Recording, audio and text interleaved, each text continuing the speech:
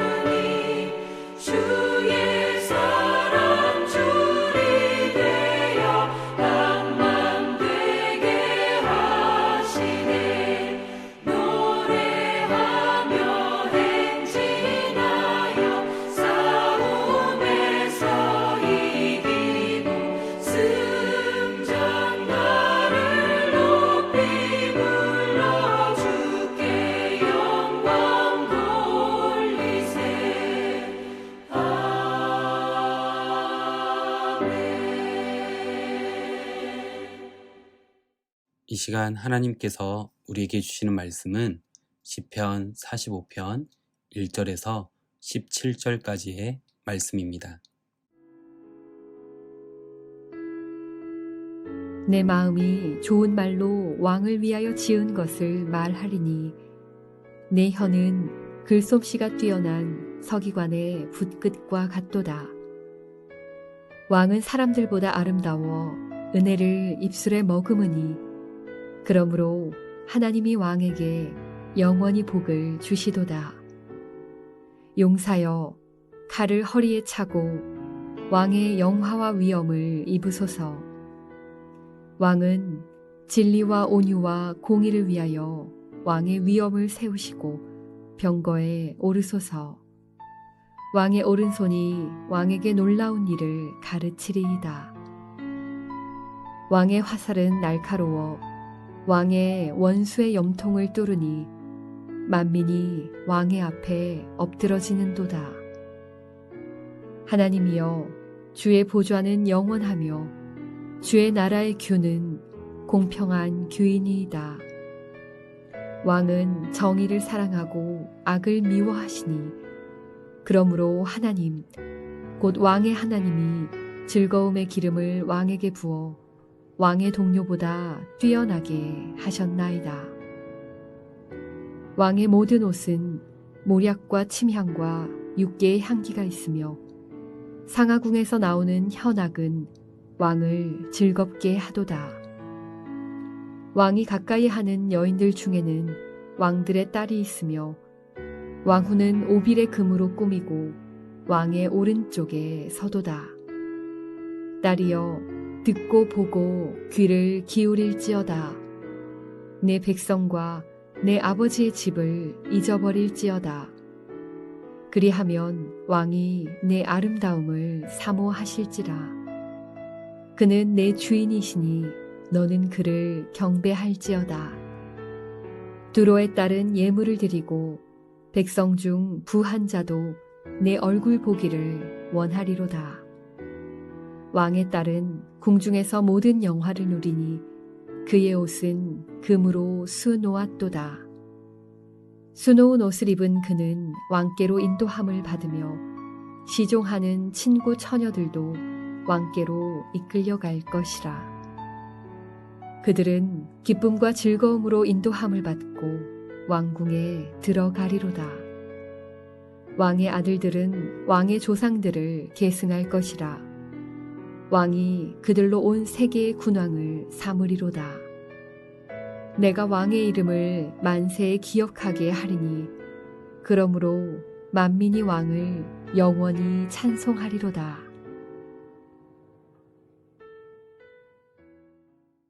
어렸을 적 학교에서 공부하면서 저를 난감하게 했던 과목 중 하나가 국어였던 것 같습니다. 국어 중에서도 그 안에 있던 시를 공부하는 것이었는데요. 시는 문학의 한 장르로서 자연이나 인생에 대하여 일어나는 감흥과 사상 따위를 함축적이고 운율적인 언어로 표현한 글입니다. 그렇기 때문에 시를 이해하기 위해서는 당시 시대적인 배경과 함께 시인이 표현하고자 하는 의도를 정확히 파악하는 것이었습니다. 아무리 선생님께서 설명을 잘 해주시더라도 쉽지 않았던 것이 사실이었습니다.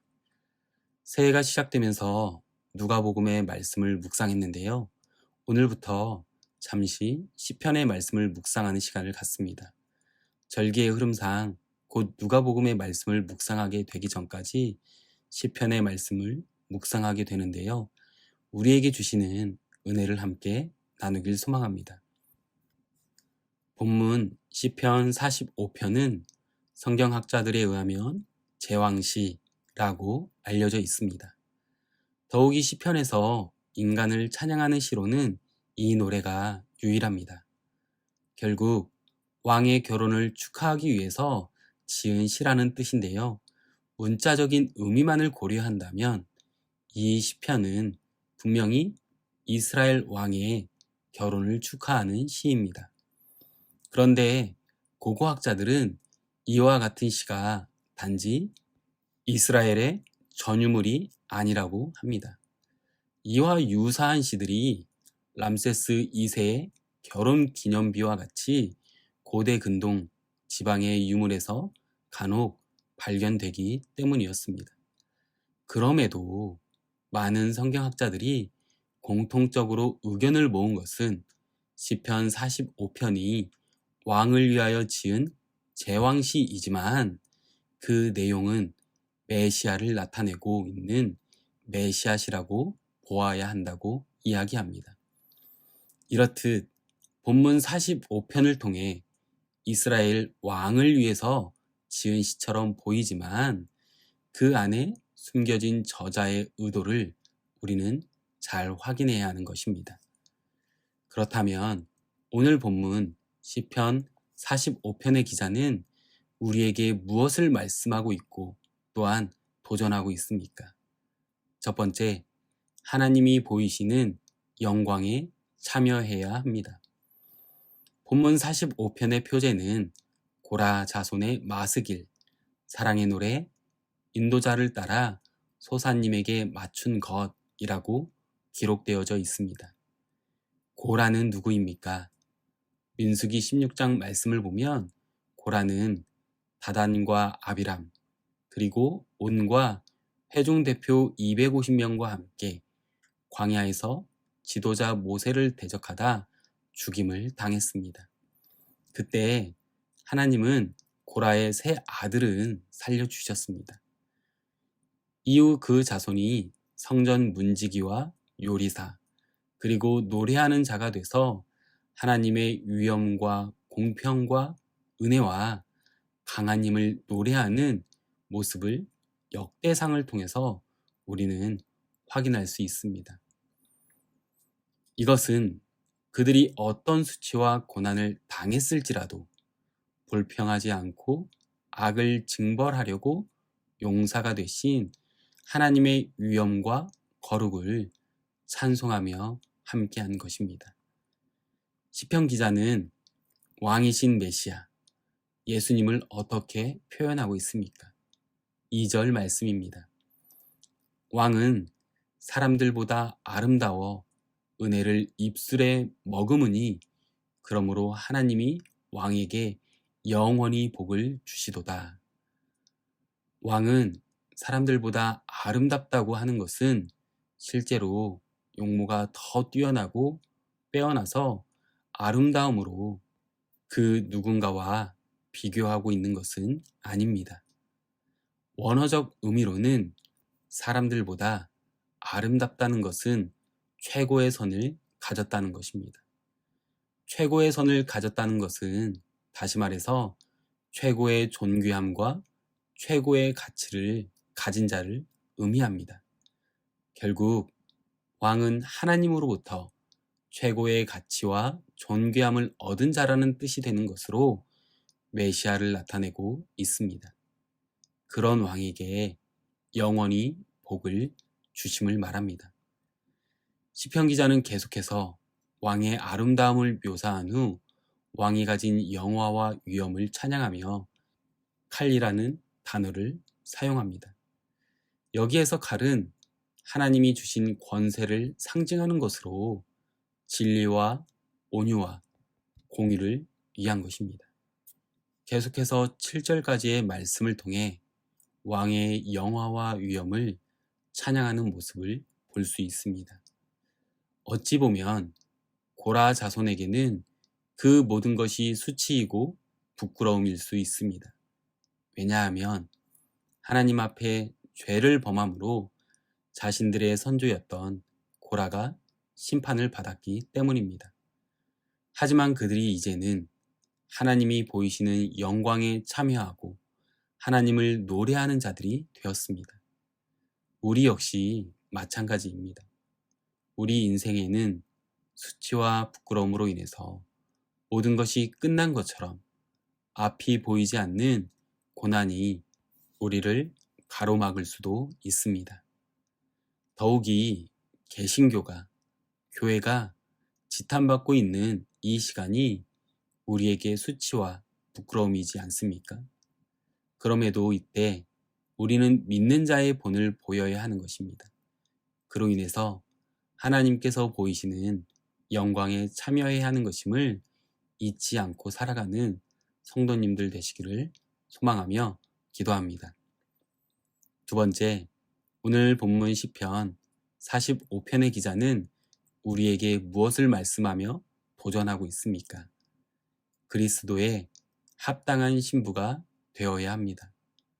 본문 9절에서 15절까지의 말씀은 왕의 결혼식 가운데 신부에 대한 기록을 하고 있습니다.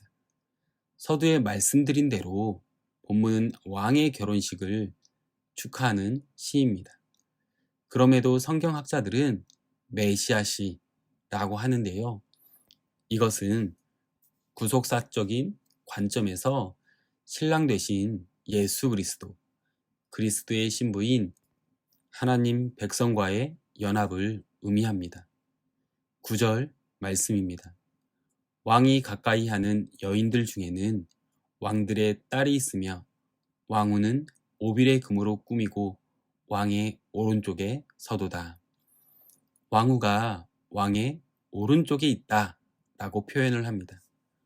오른편에 서 있다는 것은 왕의 권위를 입고 있음을 강조하는 표현으로 이것은 우리를 왕의 오른쪽에 선 왕후인 왕의 신부로 표현하고 있는 것입니다. 그러면서 왕의 신부를 딸이여 라고 부르며 어떻게 권면하고 있습니까? 10절 말씀입니다. 딸이여 듣고 보고 귀를 기울일지어다. 내 백성과 내 아버지의 집을 잊어 버릴지어다. 귀를 기울이고 백성과 아버지의 집을 잊어버리라고 권면하고 있습니다. 무엇을 의미하는 것일까요? 온전히 왕에게 헌신할 것을 권면하는 것입니다. 외국에서 온 신부에게 고국에 대한 그리움을 잊고 이스라엘 왕의 신부로서 새로운 삶을 시작하라는 것입니다. 이 말씀을 통해 우리가 왕의 신부, 다시 말해서 예수 그리스도의 신부가 되기 위해서는 내 백성과 내 아버지의 집을 잊어버리는 의미는 무엇일까요?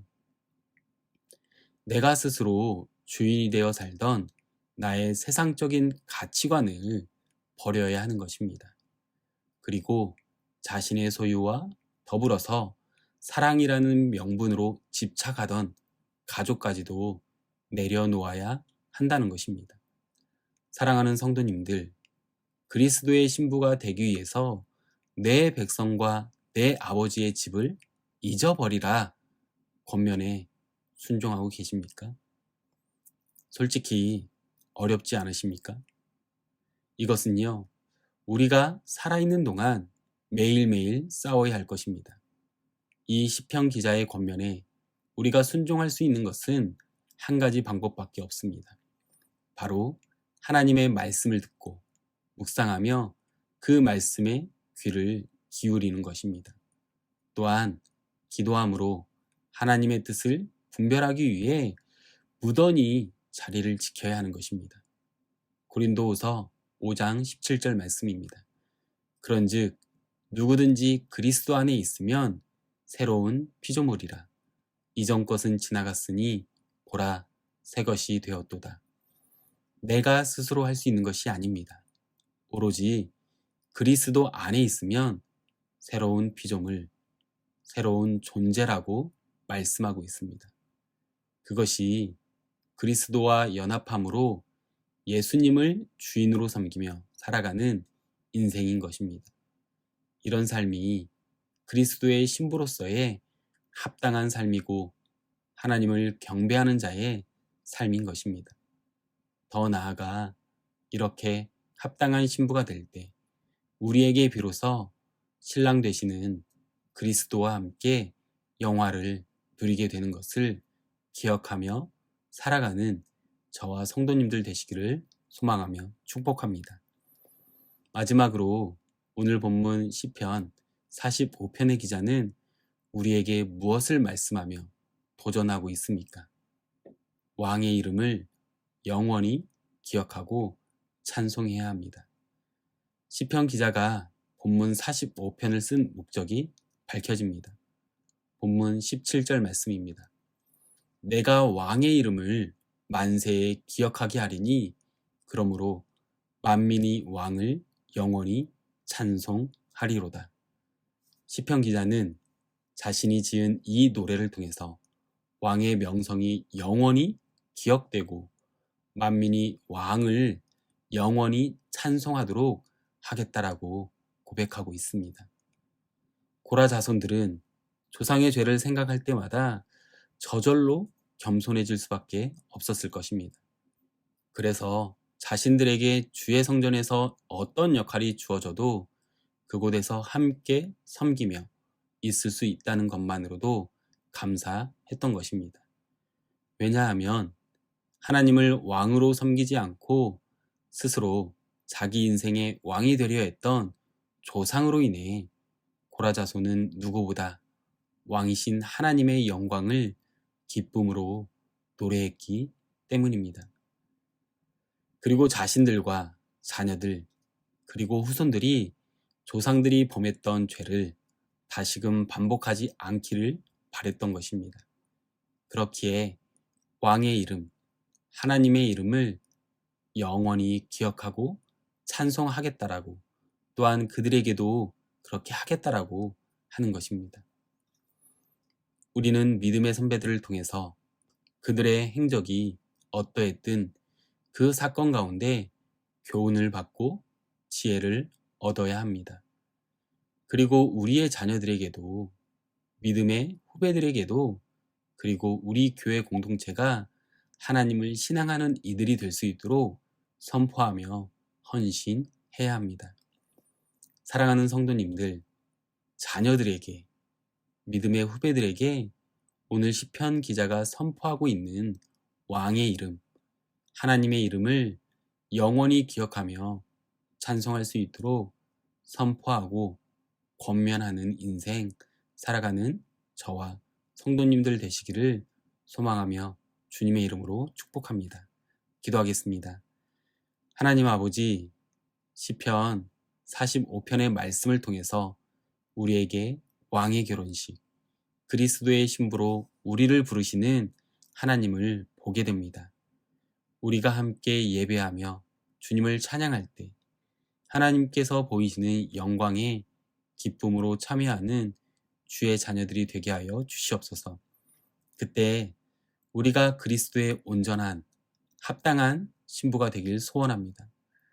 합당한 신부가 되기 위해서 내가 지금까지 가지고 있던 세상적인 가치관, 내가 내 삶의 주인이 되어 살아가려고 하는 나의 자아를 내려놓음으로 예수님을 나의 주인으로 초대함으로 섬기는 자가 되게 하여 주시옵소서.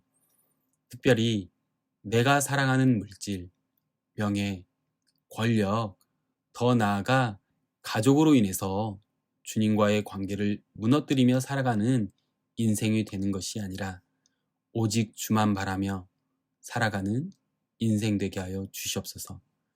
그리고 하나님의 이름을 영원히 기억하고 찬송함으로 믿음의 자녀들에게, 믿음의 후배들에게도 믿음의 선배로서 좋은 본보기가 되므로 하나님의 선하시고 영광되신 이름이 기억되어질 수 있도록 권면하는 인생 되게 하여 주시옵소서. 이 모든 말씀 예수님의 이름으로 기도합니다. 아멘. 오늘 이 시간 우리 함께 기도하실 때 기도하기 원하는 기도 제목을 나눕니다. 말씀을 기억하시며 하나님이 보이시는 영광에 참여함으로 주의 자녀가 되어질 수 있도록 오직 말씀과 기도의 자리를 통해 그리스도의 합당한 신부로 살아가는 인생이 될 수 있도록 믿음의 자녀와 후배들에게 선한 영향력으로 하나님의 이름을 전함으로 함께 기억하고 찬송할 수 있는 우리 공동체가 되어질 수 있도록 기도하겠습니다. 계속해서 기도하실 때 사순절 기간 나의 죄를 대속하기 위해서 십자가에 달려 고난을 당하시고 죽으신 예수님의 희생과 사랑을 기억하며 묵상하는 시간이 될 수 있도록 기도하겠습니다. 그리고 어려운 시기 담임 목사님의 부재가 있습니다. 담임 목사님의 부재의 시간 가운데 온 교회 성도님들이 영적으로 깨어 기도하여서 교회 가운데 어려움이 없도록, 또한 하나님의 인도하심 가운데 청빙이 잘 이루어질 수 있도록 기도해 주십시오. 그리고 주보에 나와 있는 중보기도의 제목과 각자의 개인 기도 제목을 위해 함께 기도하겠습니다. 기도하겠습니다.